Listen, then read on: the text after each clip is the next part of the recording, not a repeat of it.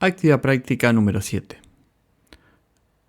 Usted ha redactado una patente que su universidad ha presentado ante el CNR de El Salvador el 1 de marzo de 2025. Y dice, y se espera presentar la solicitud también en México y en los Estados Unidos, con el beneficio de la prioridad. Bien. Ya vimos que el beneficio de la prioridad, ¿de qué se trata? Es de que si vamos dentro del año, bien, puede ser el mismo día del año siguiente. Si vamos dentro del año a otro país y allí declaramos el número de presentación de la primera solicitud, de la anterior, de la que se cumple un año, el país, el número y la fecha. En realidad con 2 números es suficiente. Con la fecha y con el país es suficiente como para que se nos tome la invocación de prioridad. Lo que va a pasar allí es que en ese país, en México o en Estados Unidos, se va a tomar como fecha de presentación a la fecha de la solicitud en El Salvador, es decir, del 1 de marzo del 2025. Los beneficios lógicamente son de evitar todo lo que suceda luego del 1 de marzo del 2025. Bien, es decir, que si se presentó algo en México o en Estados Unidos el 2 de marzo del 2025, si vamos dentro del año a esos países, vamos a tener prioridad frente a esa solicitud del 2 de marzo del 2025. ¿Por qué? Porque fuimos en el año y tenemos el beneficio del derecho de prioridad, que solo da el Convenio de París. Se aplica en todos los países del mundo. Luego nos dice, el 10 de octubre del 2025, esto suele suceder en donde los investigadores siguen trabajando y mentores y mentoras siguen trabajando con la invención y encuentran alguna mejora sobre la invención que ya han presentado. Y acá lo que dicen es que la universidad nos pide que a la brevedad incorporemos esas mejoras a la solicitud. ¿Por qué? Porque quieren tener también protección sobre esas mejoras. Y acá la pregunta es, ¿qué considera responder? ¿Qué le diríamos? ¿O qué le diría usted? ¿Debería presentar una segunda solicitud? ¿En México y Estados Unidos también serían 2? Bien. La regla es, en el mundo, que en todos los países del mundo, en cualquier oficina de patentes, es que luego de presentar una solicitud, no se puede agregar nada, ninguna materia sobre la invención. O sea, no puedo agregar aún modificaciones obvias o evidentes sobre la invención. Nada se puede hacer. No puedo tocar nada de lo que yo de la invención, no puedo incorporar nada sobre lo que originalmente fue presentado.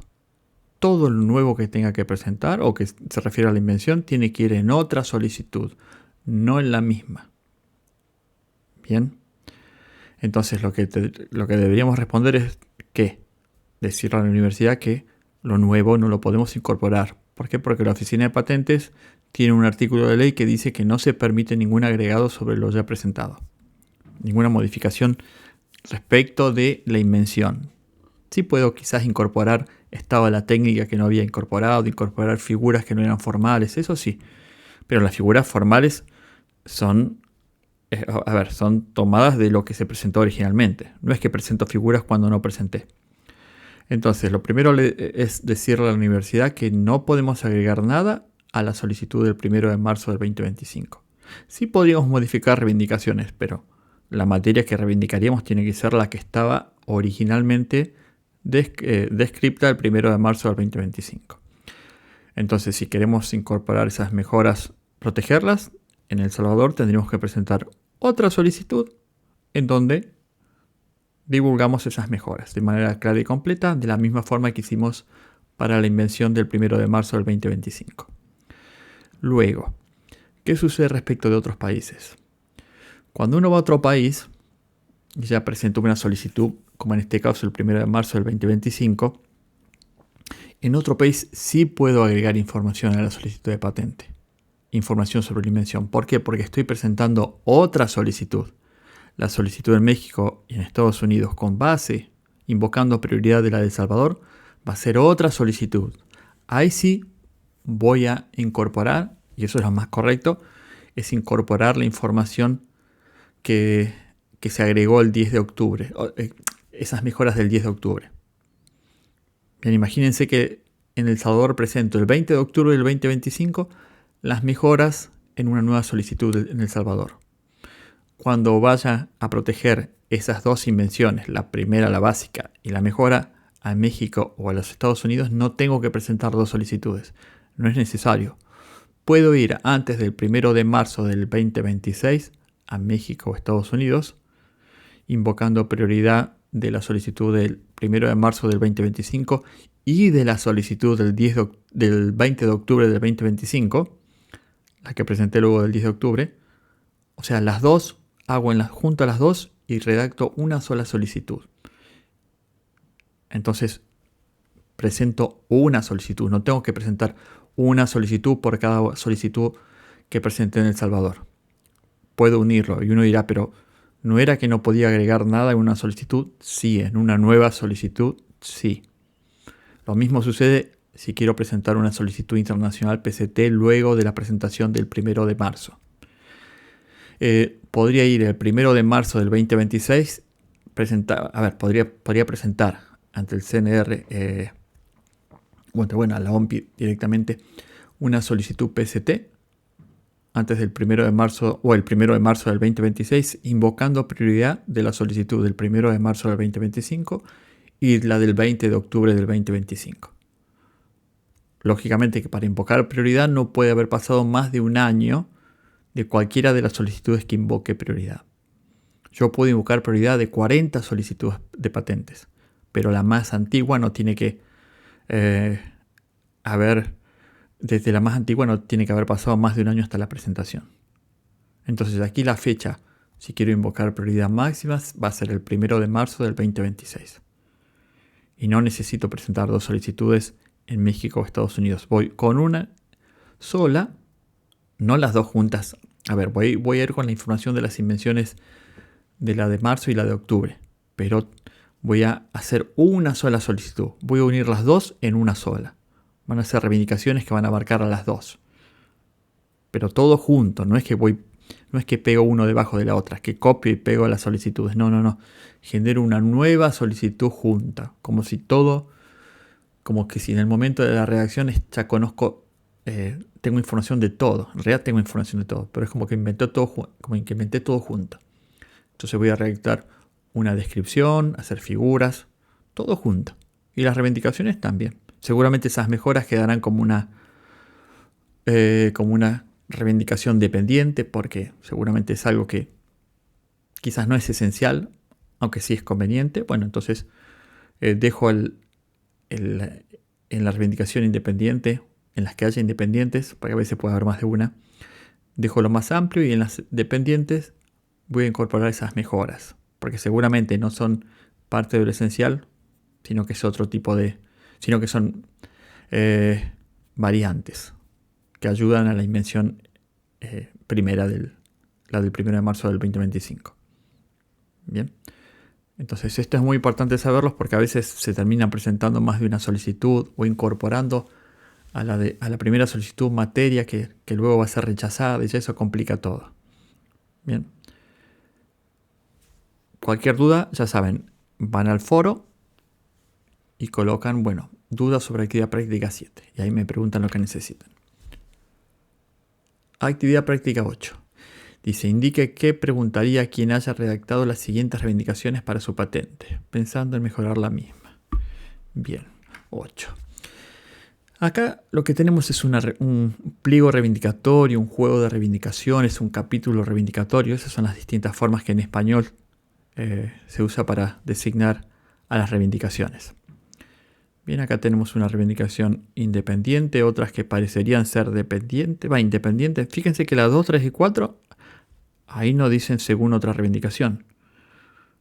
La 2 dice producto alimenticio para untar a base de aguacate y cacao que se caracteriza porque el aceite, ahí me van a decir que no es claro eso. ¿A qué se refiere? ¿Es otro producto? ¿Es el mismo de la 1? De la reivindicación 1. Entonces ahí me van a pedir que subordine, que hagan dependencia, o sea, Si la 2 es dependiente, que diga, bueno, el producto se refiere al que había mencionado o redactado en la reivindicación 1. En la 1 también hay una coma y dirían un punto. Me van a decir que ponga un punto. A veces algunos en la primera reivindicación ponen un producto para decir que bueno, es la primera vez que estoy hablando del producto, y en las dependientes ponen el producto, en la 2 o en la 3 o la 4, como para reforzar que estoy hablando del producto anterior. Eso es no, a veces es común, es como una formalidad. Aunque algunos no lo usan y igualmente se les acepta. Bueno, acá estamos viendo, fíjense, reivindicaciones que no tenemos la mínima idea de qué se trata el invento. Pero aún así, conociendo los conceptos de redacción de patentes, podemos hacer un gran trabajo. Más cuando vemos reivindicaciones muy extensas, las independientes, y ahí donde decimos, todo eso es esencial, qué extraño, o sea, le preguntamos a los inventores, todo eso tiene que cumplirse para que se dé, para que su producto alimenticio tenga las ventajas frente a lo que se conoce. ¿Esos porcentajes son esenciales? ¿El del 4 a 6% es esencial? ¿O puede ser cualquiera? Por eso, ahí vienen las preguntas, porque cada expresión, cada palabra en realidad que se usa en una reivindicación puede ser un gran problema futuro, porque quizás está usado de una manera o está incorporada y no debía estar ahí, porque no es esencial que esté ahí. Quizás el endulzante no era necesario que esté allí, quizás podría ir en una reivindicación dependiente. ¿Y para qué hago eso? Y porque para evitar que alguien comercialice un producto alimenticio como el que tengo, no le ponga endulzante o le ponga un 60% de endulzante, y cuando yo quiera decirle o ir a demandarlo por infracción, él me diga, no, pero estoy por fuera de su porcentaje. Sí cumplo todo lo que dice ahí de porcentajes, pero del 30 a 40% no lo cumplo. Estoy en otro rango y usted protegió para ese rango. Entonces fíjense cómo cada palabra puede servir, cada expresión, para preguntarle, ¿es esencial esto? ¿Te molestaría si viene alguien y lo hace sin el aceite? O si le pone el 10% de aceite. ¿No va a competir con tu producto? ¿No va a tener cierto tipo de beneficios como tu producto? Y si es así, uno podría decirle, bueno, pero si con 10% de aceite funciona igual, pongamos de 5 a 10. Hiciste pruebas, hagan pruebas. Si funciona con 5 a 50 de aceite, hagan pruebas. Y bueno, si tiene los beneficios, si soluciona el problema frente al producto alimenticio que existía con un 50% de aceite, aun cuando no sea lo más saludable o no sea el mejor producto alimenticio, pongan un 50%, un rango amplio. Luego, en una reivindicación dependiente, podrían definir un rango más pequeño, porque a veces puede darse que en ese rango más pequeño se obtiene otro beneficio adicional.